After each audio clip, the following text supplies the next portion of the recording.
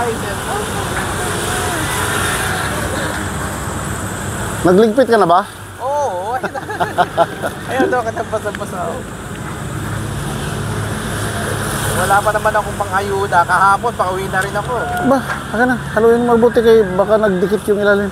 Pauwi na rin kahapon. Ang dami umabot. Sabi ko isa lang, tapos tinakbo ko yung ano, kala ko na iwan. Balik ko. Balik ko. Dahil sa kayo.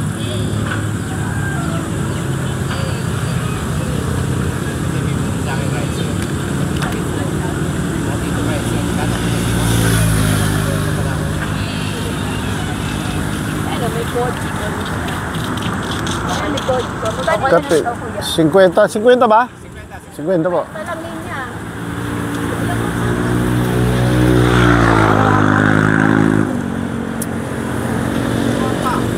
Papawalaan ka gawad. Oh! Kahapon nakita kita. This. Nilagpasan mo ako eh. Wala. Nasira kasi yung ano yung attachment. Oh. Nagpalit ako bago.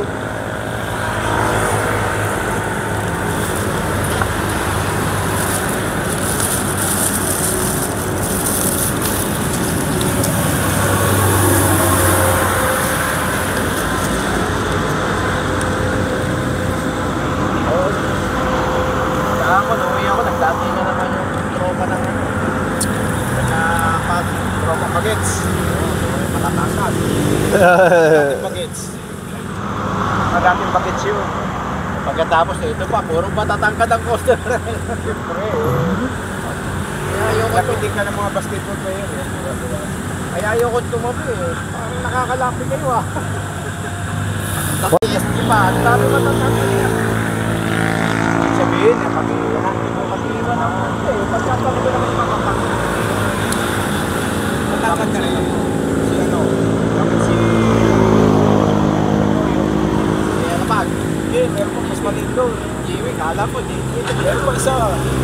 Yung dating mag-guard ng shell. Mga araw, mga kilalak na kasi go-off lang. Basta ang bayad kayo ng 5-7.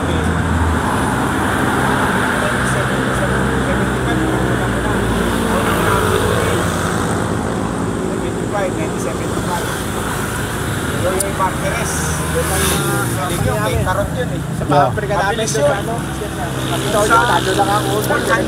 Yun naman, yun siya sumikat sa bilis. Oo, si Yoyoy Marquez, ang bilis yun. Parang ano yun, speed yun. Pero hindi siya magaling shooting. Magaling lang talaga siya yung O ano to? nangunin siya, bumi. Nagpagawa yung anak.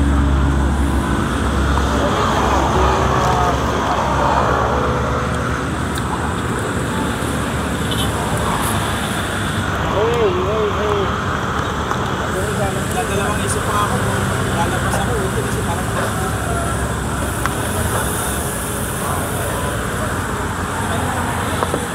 Tama, sniper na naman dun, oh. hindi ba kasi sa mga talagang di ba ka talaga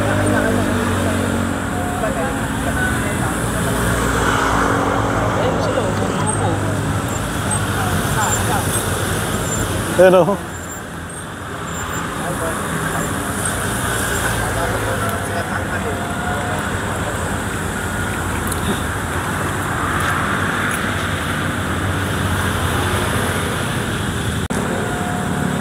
babagsak.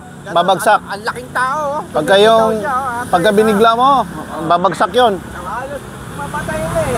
Tawin din kasi yun. Bago ka talagang makatuan ng matigas. Tumigil siya. Wala siyang pinigil. Kasi pag-stop. Nagaya ko sa mga lamok naman sa classmate ko nung high school. Laki nga ng katawan niya. Pagdating dito, bayat eh. Wala man lang muscle dito. Sabi ko, akmal. Ano, puro buhat lang siya. Hindi siya nagpapalaki ng binti at saka yung kita. Hindi siya nagpapalaki. Wala siya noon, puro buhat lang siya. O sa may gym sa bahay. Ang gusto niya kasi mangyari, yung katawan niya ganyan, oh. Yung mga bodybuilding na, no. Hindi lang naman yung katawan na kailangan ng palaki mo eh. Pati yung ibaba mo rin dito. Importante, malakas tong tuhod mo kasi yan ang pundasyon ng katawan mo. Yan ang nagdadala sa'yo. Yan ang Oo. tumutukod eh. Tumutukod ng bigat mo eh. Kumbaga sa ano, haligi ng bahay yan eh. Yan ang tukod. Sabi ko nga sa classmate ko, ang pao naman yung medyo yung ano mo eh. Kasi wala kang muscle dito oh. Eh, ang laki nga ng katawan, wala naman dito. Wala rin. Oy! Pero yung iba nag-gym naman. Ang liit natin dito, wala namang ano, dito lang. Ang liit lang maliit. Pero sabay kasi dapat yan, may araw ka sa katawan, may araw din dito. Kaya lang, masakit sa katawan talaga, parusa. Bubuhat ka mabigat. Parusa sa katawan.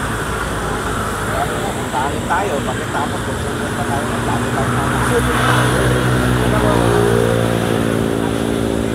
meron tayong katapat.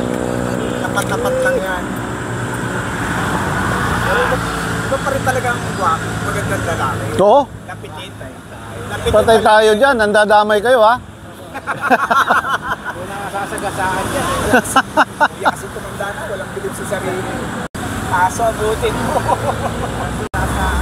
Pera-pera na. Pera-pera na. Yun na, labanan ngayon. Kahit na hindi ka manghudin yan. Oo, totoo lang. Pera-pera talaga. Hindi ka nga mabilis. Mabilis ka naman dumukot. Hindi ka po pwede daanin sa ganda lang. Pinaypayan mo lang yan ng ilang piraso na ano, patay na. Ay na, laglag panty na yan. Yung mga style ng mga babae ngayon. Ano kasi mga babae ngayon, parang mga sikurista na. Mga sikurista. Gusto nila, bago ang gusto mo, bigay ka muna. Parang Hindi kasi yung mga babae ngayon. Siyempre inisip nila kabuhayan eh. Siyempre, kung mabuntis ako paano, bawa. Practical na rin talaga ang mga babae. Bira ka na makatagpo ng talaga yung pagmamahal ang pinaiiran. Ano, malabo. Sa panahon yata. Malabo. Sa probinsya, meron pa rin siguro yung mga gano'n. Yung asa sa'yo. Yung hinangad lang na ano, hinangad lang mag-asawa para may pagsandalan. Eh, hindi na ngayon ang kuan, ang logic ngayon, kailangan pareho kayo, may trabaho. Oo, yun ang tama. Ang problema, yung gabay sa mga anak, yun ang nawawala. Sa pa rin yun. Pero ang babae talaga, kung ang lalaki talaga may delikadesa, ang babae talaga sa bahay niya. Dapat sana. Dapat sana. Eh ang problema kasi yung kita ng asawa kulang, hindi sapat sa ano, sa pangangailangan ng pamilya. Ganun na nga nangyayari sa ngayon. Kasi sa wala ang kalakaran ng pagkakas natin. Taas na presyo ng mga bili, sweldo mo, kulang pa.